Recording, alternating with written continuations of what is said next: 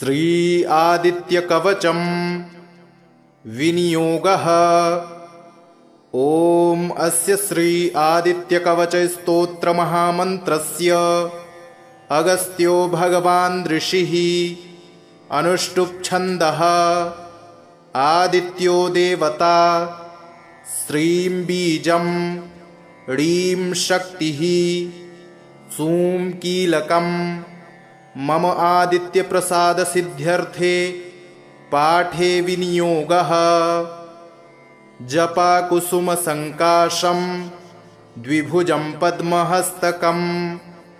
सिन्दूराम्बरमाल्यं च रक्तगन्धानुलेपनं माणिक्यरत्नखचित सर्वाभरणभूषितं सप्ताश्वरथवाहं तु मेरुं चैव प्रदक्षिणं देवासुरवरैर्वन्द्यं घृणिभिः परिसेवितं ध्यायेत् पठेत् सुवर्णाभं सूर्यस्य कवचं मुदा घृणिः पातु शिरोदेशे सूर्यः पातु ललाटकम् आदित्यो लोचने पातु श्रुति पातु दिवाकरः घ्राणं पातु सदा भानुः मुखं पातु सदा रविः जिह्वां पातु जगन्नेत्रः कण्ठं पातु विभावसुः स्कन्धौ ग्रहपतिः पातु भुजौ पातु प्रभाकरः करावब्जकरः पातु हृदयं पातु नभोमणिः द्वादशात्मा कटिं पातु सविता पातु सक्थिनी ऊरू पातु सुरश्रेष्ठो जानुनी पातु भास्करः जङ्घे मे पातु मार्तण्डो गुल्फौ पातु त्विषाम्पतिः पादौ दिनमणिः पातु पातु मित्रोऽखिलं वपुः आदित्यकवचं पुण्यमभेद्यं वज्रसन्निभं सर्वरोगभयादिभ्यो मुच्यते नात्र संशयः संवत्सरमुपासित्वा साम्राज्यपदवीं लभेत् अशेषरोगशान्त्यर्थं ध्यायेदादित्यमण्डलम् अनेकरत्नसंयुक्तं स्वर्णमाणिक्यभूषणं कल्पवृक्षसमाकीर्णं कदम्बकुसुमप्रियं सिन्दूरवर्णाय सुमण्डलाय सुवर्णरत्नाभरणाय तुभ्यं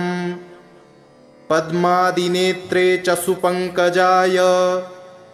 ब्रह्मेन्द्रनारायणशङ्कराय संरक्तचूर्णं ससुवर्णतोयं सकुङ्कुमाभं सकुशं सपुष्पं प्रदत्तमादाय च हेमपात्रे प्रशस्तनादं भगवन् प्रसीद जपाकुसुमसङ्काशं द्विभुजं पद्महस्तकं सिन्दूराम्बरमाल्यं च रक्तगन्धानुलेपनं माणिक्यरत्नखचित सर्वाभरणभूषितं सप्ताश्वरथवाहं तु मेरुं चैव प्रदक्षिणं देवासुरवरैर्वन्द्यं घृणिभिः परिसेवितं ध्यायेत् पठेत् सुवर्णाभं सूर्यस्य कवचं मुदा घृणिः पातु शिरोदेशे सूर्यः पातु ललाटकम् आदित्यो लोचने पातु श्रुति पातु दिवाकरः घ्राणं पातु सदा भानुः मुखं पातु सदा रविः जिह्वां पातु जगन्नेत्रः कण्ठं पातु विभावसुः स्कन्धौ ग्रहपतिः पातु भुजौ पातु प्रभाकरः करावब्जकरः पातु हृदयं पातु नभोमणिः द्वादशात्मा कटिं पातु सविता पातु सक्थिनी ऊरू पातु सुरश्रेष्ठो जानुनी पातु भास्करः जङ्घे मे पातु मार्तण्डो गुल्फौ पातु त्विषां पतिः पादौ दिनमणिः पातु मित्रोऽखिलं वपुः आदित्यकवचं पुण्यमभेद्यं वज्रसन्निभं सर्वरोगभयादिभ्यो मुच्यते नात्र संशयः संवत्सरमुपासित्वा साम्राज्यपदवीं लभेत् अशेषरोगशान्त्यर्थं ध्यायेदादित्यमण्डलम् अनेकरत्नसंयुक्तं स्वर्णमाणिक्यभूषणं कल्पवृक्षसमाकीर्णं कदम्बकुसुमप्रियं सिन्दूरवर्णाय सुमण्डलाय सुवर्णरत्नाभरणाय तुभ्यं पद्मादिनेत्रे च सुपङ्कजाय ब्रह्मेन्द्रनारायणशङ्कराय संरक्तचूर्णं ससुवर्णतोयं सकुङ्कुमाभं सकुशं सपुष्पं प्रदत्तमादाय च हेमपात्रे प्रशस्तनादं भगवन् प्रसीद जपाकुसुमसङ्काशं द्विभुजं पद्महस्तकं सिन्दूराम्बरमाल्यं च रक्तगन्धानुलेपनं माणिक्यरत्नखचित सर्वाभरणभूषितं सप्ताश्वरथवाहं तु मेरुं चैव प्रदक्षिणं देवासुरवरैर्वन्द्यं घृणिभिः परिसेवितं ध्यायेत् पठेत् सुवर्णाभं सूर्यस्य कवचं मुदा घृणिः पातु शिरोदेशे सूर्यः पातु ललाटकम् आदित्यो लोचने पातु श्रुति पातु दिवाकरः घ्राणं पातु सदा भानुः मुखं पातु सदा रविः जिह्वां पातु जगन्नेत्रः कण्ठं पातु विभावसुः स्कन्धौ ग्रहपतिः पातु भुजौ पातु प्रभाकरः करावब्जकरः पातु हृदयं पातु नभोमणिः द्वादशात्मा कटिं पातु सविता पातु सक्थिनी ऊरू पातु सुरश्रेष्ठो जानुनी पातु भास्करः जङ्घे मे पातु मार्तण्डो गुल्फौ पातु त्विषां पतिः पादौ दिनमणिः पातु मित्रोऽखिलं वपुः आदित्यकवचं पुण्यमभेद्यं वज्रसन्निभं सर्वरोगभयादिभ्यो मुच्यते नात्र संशयः संवत्सरमुपासित्वा साम्राज्यपदवीं लभेत् अशेषरोगशान्त्यर्थं ध्यायेदादित्यमण्डलम् अनेकरत्नसंयुक्तं स्वर्णमाणिक्यभूषणं कल्पवृक्षसमाकीर्णं कदम्बकुसुमप्रियं सिन्दूरवर्णाय सुमण्डलाय सुवर्णरत्नाभरणाय तुभ्यं पद्मादिनेत्रे च सुपङ्कजाय ब्रह्मेन्द्रनारायणशङ्कराय संरक्तचूर्णं ससुवर्णतोयं सकुङ्कुमाभं सकुशं सपुष्पं प्रदत्तमादाय च हेमपात्रे प्रशस्तनादं भगवन् प्रसीद। जपाकुसुमसङ्काशं द्विभुजं पद्महस्तकं सिन्दूराम्बरमाल्यं च रक्तगन्धानुलेपनं माणिक्यरत्नखचित सर्वाभरणभूषितं सप्ताश्वरथवाहं तु मेरुं चैव प्रदक्षिणं देवासुरवरैर्वन्द्यं घृणिभिः परिसेवितं ध्यायेत् पठेत् सुवर्णाभं सूर्यस्य कवचं मुदा घृणिः पातु शिरोदेशे सूर्यः पातु ललाटकम् आदित्यो लोचने पातु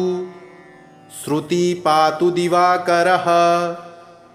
घ्राणं पातु सदा भानुः मुखं पातु सदा रविः जिह्वां पातु जगन्नेत्रः कण्ठं पातु विभावसुः स्कन्धौ ग्रहपतिः पातु भुजौ पातु प्रभाकरः करावब्जकरः पातु हृदयं पातु नभोमणिः द्वादशात्मा कटिं पातु सविता पातु सक्थिनी ऊरू पातु सुरश्रेष्ठो जानुनी पातु भास्करः जङ्घे मे पातु मार्तण्डो गुल्फौ पातु त्विषाम्पतिः पादौ दिनमणिः पातु पातु मित्रोऽखिलं वपुः आदित्यकवचं पुण्यमभेद्यं वज्रसन्निभं सर्वरोगभयादिभ्यो मुच्यते नात्र संशयः संवत्सरमुपासित्वा साम्राज्यपदवीं लभेत् अशेषरोगशान्त्यर्थं ध्यायेदादित्यमण्डलम् अनेकरत्नसंयुक्तं स्वर्णमाणिक्यभूषणं कल्पवृक्षसमाकीर्णं कदम्बकुसुमप्रियं सिन्दूरवर्णाय सुमण्डलाय सुवर्णरत्नाभरणाय तुभ्यं पद्मादिनेत्रे च सुपङ्कजाय ब्रह्मेन्द्रनारायणशङ्कराय संरक्तचूर्णं ससुवर्णतोयं सकुङ्कुमाभं सकुशं सपुष्पं प्रदत्तमादाय च हेमपात्रे प्रशस्तनादं भगवन् प्रसीद। जपाकुसुमसङ्काशं द्विभुजं पद्महस्तकं सिन्दूराम्बरमाल्यं च रक्तगन्धानुलेपनं माणिक्यरत्नखचित सर्वाभरणभूषितं सप्ताश्वरथवाहं तु मेरुं चैव प्रदक्षिणं देवासुरवरैर्वन्द्यं घृणिभिः परिसेवितं ध्यायेत् पठेत् सुवर्णाभं सूर्यस्य कवचं मुदा घृणिः पातु शिरोदेशे सूर्यः पातु ललाटकम् आदित्यो लोचने पातु श्रुति पातु दिवाकरः घ्राणं पातु सदा भानुः मुखं पातु सदा रविः जिह्वां पातु जगन्नेत्रः कण्ठं पातु विभावसुः स्कन्धौ ग्रहपतिः पातु भुजौ पातु प्रभाकरः करावब्जकरः पातु हृदयं पातु नभोमणिः द्वादशात्मा कटिं पातु सविता पातु सक्थिनी ऊरू पातु सुरश्रेष्ठो जानुनी पातु भास्करः जङ्घे मे पातु मार्तण्डो गुल्फौ पातु त्विषां पतिः पादौ दिनमणिः पातु पातु मित्रोऽखिलं वपुः आदित्यकवचं पुण्यमभेद्यं वज्रसन्निभं सर्वरोगभयादिभ्यो मुच्यते नात्र संशयः संवत्सरमुपासित्वा साम्राज्यपदवीं लभेत् अशेषरोगशान्त्यर्थं ध्यायेदादित्यमण्डलम् अनेकरत्नसंयुक्तं स्वर्णमाणिक्यभूषणं कल्पवृक्षसमाकीर्णं कदम्बकुसुमप्रियं सिन्दूरवर्णाय सुमण्डलाय सुवर्णरत्नाभरणाय तुभ्यं पद्मादिनेत्रे च सुपङ्कजाय ब्रह्मेन्द्रनारायणशङ्कराय संरक्तचूर्णं ससुवर्णतोयं सकुङ्कुमाभं सकुशं सपुष्पं प्रदत्तमादाय च हेमपात्रे प्रशस्तनादं भगवन् प्रसीद जपाकुसुमसङ्काशं द्विभुजं पद्महस्तकं सिन्दूराम्बरमाल्यं च रक्तगन्धानुलेपनं माणिक्यरत्नखचित सर्वाभरणभूषितं सप्ताश्वरथवाहं तु मेरुं चैव प्रदक्षिणं देवासुरवरैर्वन्द्यं घृणिभिः परिसेवितं ध्यायेत् पठेत् सुवर्णाभं सूर्यस्य कवचं मुदा घृणिः पातु शिरोदेशे सूर्यः पातु ललाटकम् आदित्यो लोचने पातु श्रुति पातु दिवाकरः घ्राणं पातु सदा भानुः मुखं पातु सदा रविः जिह्वां पातु जगन्नेत्रः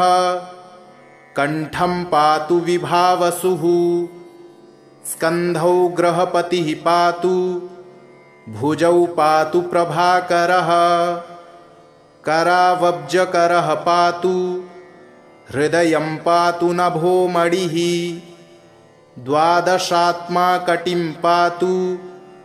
सविता पातु सक्थिनी ऊरू पातु सुरश्रेष्ठो जानुनी पातु भास्करः जङ्घे मे पातु मार्तण्डो गुल्फौ पातु त्विषां पतिः पादौ दिनमणिः पातु पातु मित्रोऽखिलं वपुः आदित्यकवचं पुण्यमभेद्यं वज्रसन्निभं सर्वरोगभयादिभ्यो मुच्यते नात्र संशयः संवत्सरमुपासित्वा साम्राज्यपदवीं लभेत् अशेषरोगशान्त्यर्थं ध्यायेदादित्यमण्डलम् अनेकरत्नसंयुक्तं स्वर्णमाणिक्यभूषणं कल्पवृक्षसमाकीर्णं कदम्बकुसुमप्रियं सिन्दूरवर्णाय सुमण्डलाय सुवर्णरत्नाभरणाय तुभ्यं पद्मादिनेत्रे च सुपङ्कजाय ब्रह्मेन्द्रनारायणशङ्कराय संरक्तचूर्णं ससुवर्णतोयं सकुङ्कुमाभं सकुशं सपुष्पं प्रदत्तमादाय च हेमपात्रे प्रशस्तनादं भगवन् प्रसीद जपाकुसुमसङ्काशं द्विभुजं पद्महस्तकं सिन्दूराम्बरमाल्यं च रक्तगन्धानुलेपनं माणिक्यरत्नखचित सर्वाभरणभूषितं सप्ताश्वरथवाहं तु मेरुं चैव प्रदक्षिणं देवासुरवरैर्वन्द्यं घृणिभिः परिसेवितं ध्यायेत् पठेत् सुवर्णाभं सूर्यस्य कवचं मुदा घृणिः पातु शिरोदेशे सूर्यः पातु ललाटकम् आदित्यो लोचने पातु श्रुति पातु दिवाकरः घ्राणं पातु सदा भानुः मुखं पातु सदा रविः जिह्वां पातु जगन्नेत्रः कण्ठं पातु विभावसुः स्कन्धौ ग्रहपतिः पातु भुजौ पातु प्रभाकरः करावब्जकरः पातु हृदयं पातु नभोमणिः द्वादशात्मा कटिं पातु सविता पातु सक्थिनी ऊरू पातु सुरश्रेष्ठो जानुनी पातु भास्करः जङ्घे मे पातु मार्तण्डो गुल्फौ पातु त्विषां पतिः पादौ दिनमणिः पातु पातु मित्रोऽखिलं वपुः आदित्यकवचं पुण्यमभेद्यं वज्रसन्निभं सर्वरोगभयादिभ्यो मुच्यते नात्र संशयः संवत्सरमुपासित्वा साम्राज्यपदवीं लभेत् अशेषरोगशान्त्यर्थं ध्यायेदादित्यमण्डलम् अनेकरत्नसंयुक्तं स्वर्णमाणिक्यभूषणं कल्पवृक्षसमाकीर्णं कदम्बकुसुमप्रियं सिन्दूरवर्णाय सुमण्डलाय सुवर्णरत्नाभरणाय तुभ्यं पद्मादिनेत्रे च सुपङ्कजाय ब्रह्मेन्द्रनारायणशङ्कराय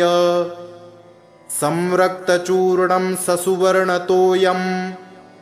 सकुङ्कुमाभं सकुशं सपुष्पं प्रदत्तमादाय च हेमपात्रे प्रशस्तनादं भगवन् प्रसीद जपाकुसुमसङ्काशं द्विभुजं पद्महस्तकं सिन्दूराम्बरमाल्यं च रक्तगन्धानुलेपनं माणिक्यरत्नखचित सर्वाभरणभूषितं सप्ताश्वरथवाहं तु मेरुं चैव प्रदक्षिणं देवासुरवरैर्वन्द्यं घृणिभिः परिसेवितं ध्यायेत् पठेत् सुवर्णाभं सूर्यस्य कवचं मुदा घृणिः पातु शिरोदेशे सूर्यः पातु ललाटकम् आदित्यो लोचने पातु श्रुति पातु दिवाकरः घ्राणं पातु सदा भानुः मुखं पातु सदा रविः जिह्वां पातु जगन्नेत्रः कण्ठं पातु विभावसुः स्कन्धौ ग्रहपतिः पातु भुजौ पातु प्रभाकरः करावब्जकरः पातु हृदयं पातु नभोमणिः द्वादशात्मा कटिं पातु सविता पातु सक्थिनी ऊरू पातु सुरश्रेष्ठो जानुनी पातु भास्करः जङ्घे मे पातु मार्तण्डो गुल्फौ पातु त्विषां पतिः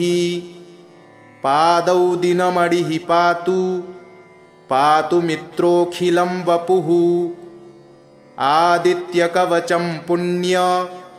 मभेद्यं वज्रसन्निभं सर्वरोगभयादिभ्यो मुच्यते नात्र संशयः। संवत्सरमुपासित्वा साम्राज्यपदवीं लभेत् अशेषरोगशान्त्यर्थं ध्यायेदादित्यमण्डलम्। अनेकरत्नसंयुक्तं स्वर्णमाणिक्यभूषणं कल्पवृक्षसमाकीर्णं कदम्बकुसुमप्रियं सिन्दूरवर्णाय सुमण्डलाय सुवर्णरत्नाभरणाय तुभ्यं। पद्मादिनेत्रे च सुपङ्कजाय ब्रह्मेन्द्रनारायणशङ्कराय संरक्तचूर्णं ससुवर्णतोयं सकुङ्कुमाभं सकुशं सपुष्पं प्रदत्तमादाय च हेमपात्रे प्रशस्तनादं भगवन् प्रसीद। जपाकुसुमसङ्काशं द्विभुजं पद्महस्तकं सिन्दूराम्बरमाल्यं च रक्तगन्धानुलेपनं माणिक्यरत्नखचित सर्वाभरणभूषितं सप्ताश्वरथवाहं तु मेरुं चैव प्रदक्षिणं देवासुरवरैर्वन्द्यं घृणिभिः परिसेवितं ध्यायेत् पठेत् सुवर्णाभं सूर्यस्य कवचं मुदा घृणिः पातु शिरोदेशे सूर्यः पातु ललाटकम् आदित्यो लोचने पातु श्रुति पातु दिवाकरः घ्राणं पातु सदा भानुः मुखं पातु सदा रविः जिह्वां पातु जगन्नेत्रः कण्ठं पातु विभावसुः स्कन्धौ ग्रहपतिः पातु भुजौ पातु प्रभाकरः करावब्जकरः पातु हृदयं पातु नभोमणिः द्वादशात्मा कटिं पातु सविता पातु सक्थिनी ऊरू पातु सुरश्रेष्ठो जानुनी पातु भास्करः जङ्घे मे पातु मार्तण्डो गुल्फौ पातु त्विषाम्पतिः पादौ दिनमणिः पातु पातु मित्रोऽखिलं वपुः आदित्यकवचं पुण्यमभेद्यं वज्रसन्निभं सर्वरोगभयादिभ्यो मुच्यते नात्र संशयः संवत्सरमुपासित्वा साम्राज्यपदवीं लभेत् अशेषरोगशान्त्यर्थं ध्यायेदादित्यमण्डलम् अनेकरत्नसंयुक्तं स्वर्णमाणिक्यभूषणं कल्पवृक्षसमाकीर्णं कदम्बकुसुमप्रियं सिन्दूरवर्णाय सुमण्डलाय सुवर्णरत्नाभरणाय तुभ्यं पद्मादिनेत्रे च सुपङ्कजाय ब्रह्मेन्द्रनारायणशङ्कराय संरक्तचूर्णं ससुवर्णतोयं सकुङ्कुमाभं सकुशं सपुष्पं